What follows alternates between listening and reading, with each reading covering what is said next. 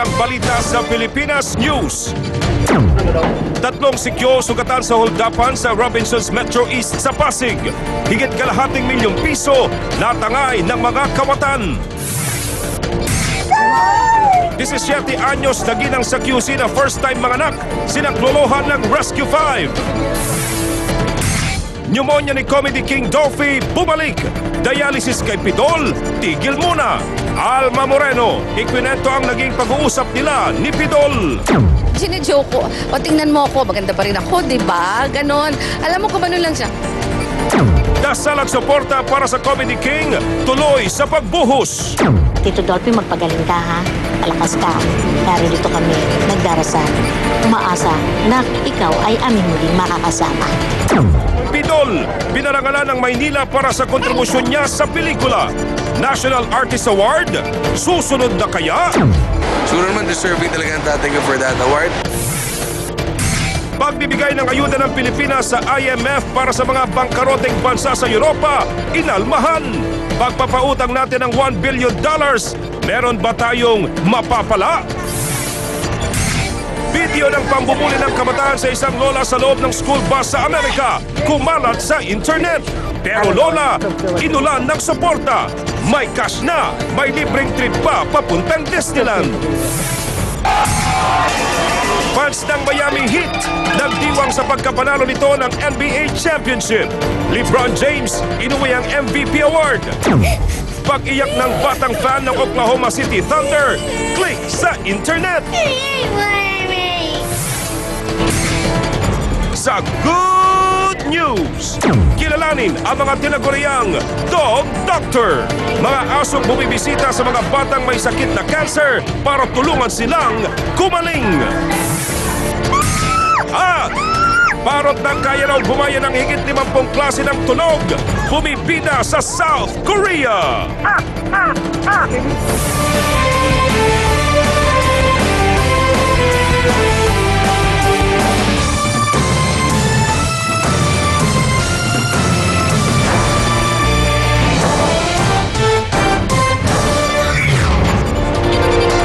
Isang gabing puno ng balitaan. Ako po si Paolo Bediones. Mula sa iba't ibang sulok, hagip bawat anggulo. Ako naman si Cherry Mercado.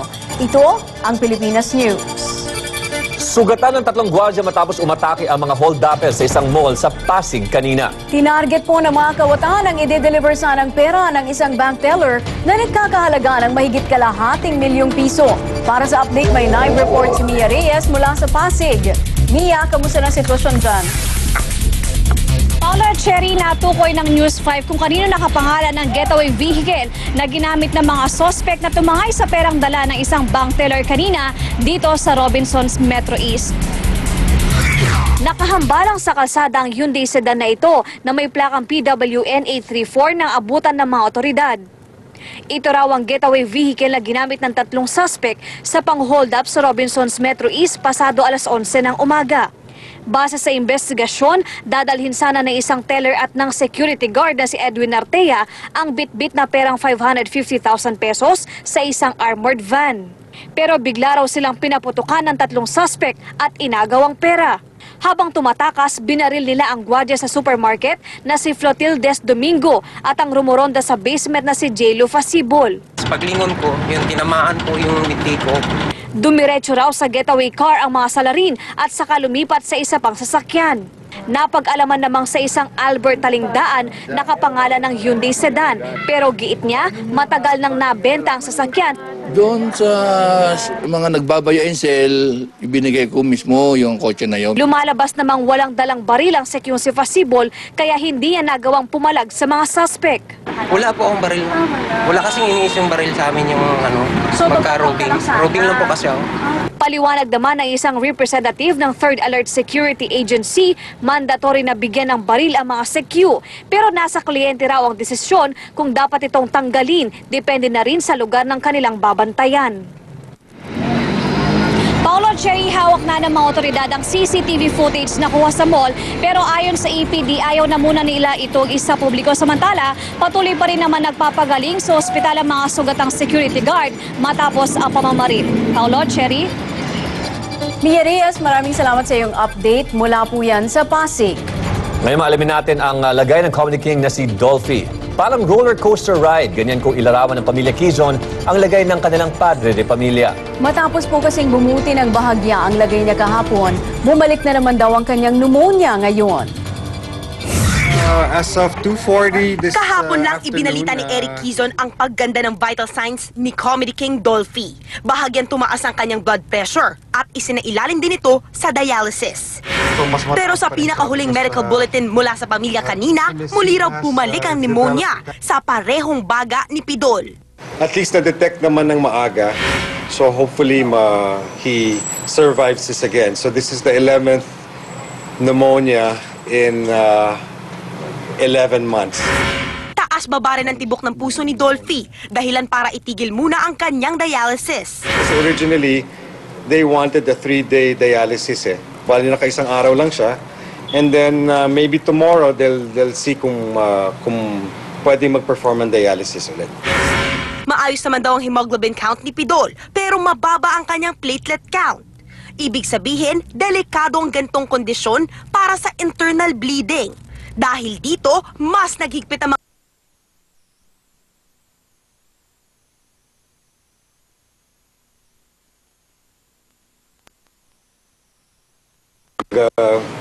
pinagbabawalan kami pati pamilya na pumasok.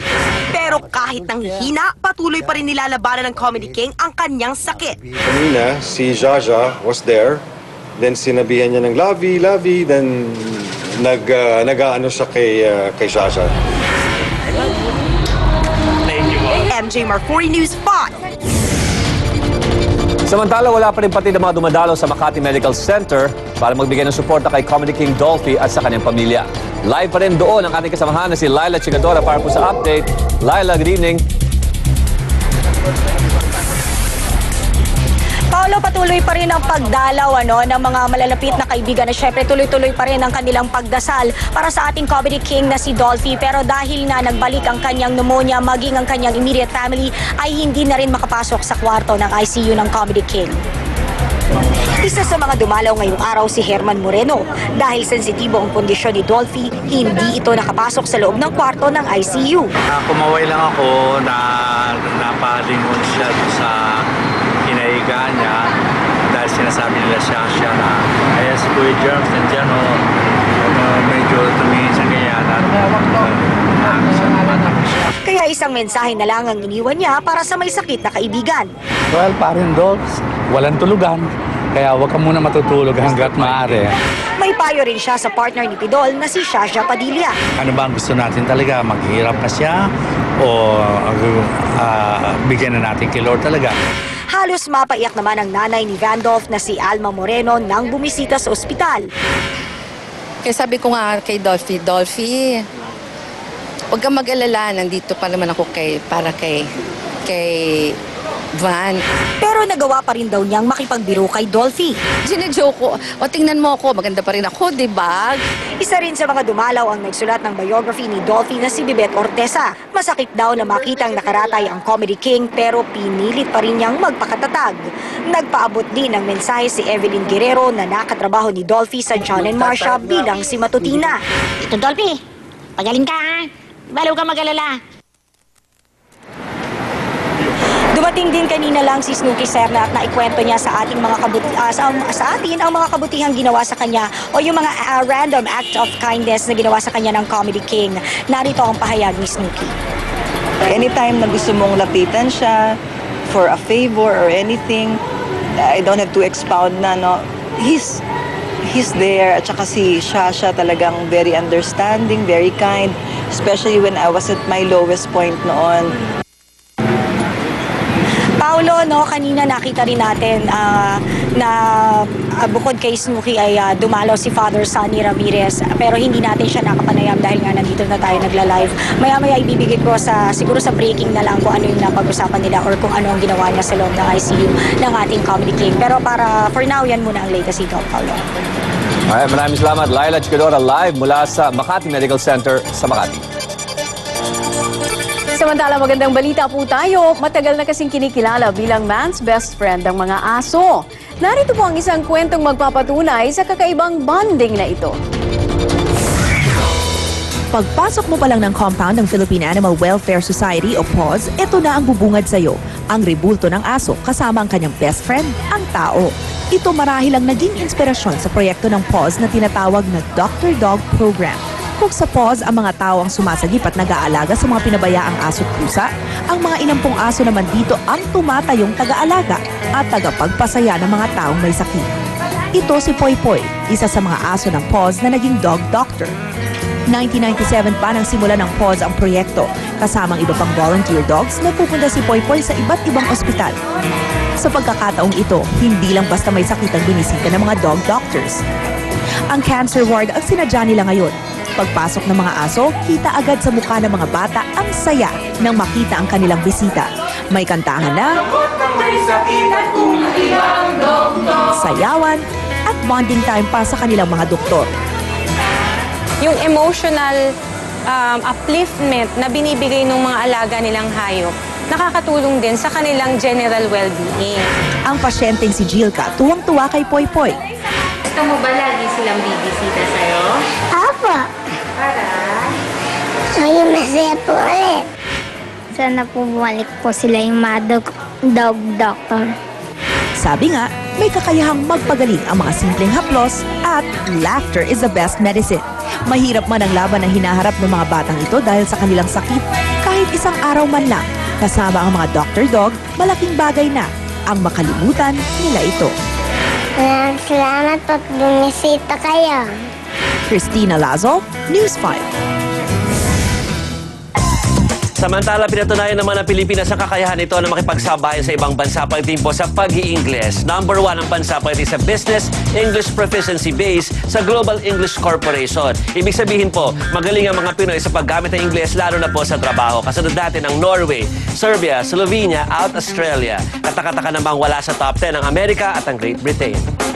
Sa unang pagkakataon, nasukit naman ng isang babae ang ranggong 2-star general sa PNP. Yan ay si Director for Police Community Relations, Lina Sarmiento. Nagkataon nga lang daw ang pagsali niya sa PNP dahil nangangailangan siya ng isang chemist noon. Mula nga noon ay nabilis siyang umangat ng ranggo sa Crime Lab at sa PIDEA.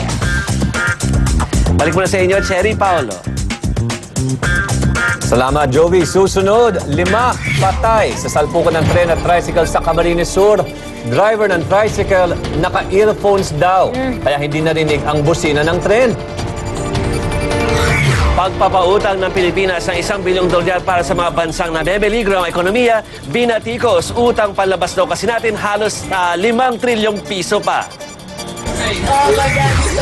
At video ng pambubuli sa isang lola sa loob ng school bus sa Amerika kumalat sa internet. Pera at trip to Disneyland ang naging regalo ng mga sumuporta sa kanya. Abangan po yan sa pagbabalik ng Pilipinas News.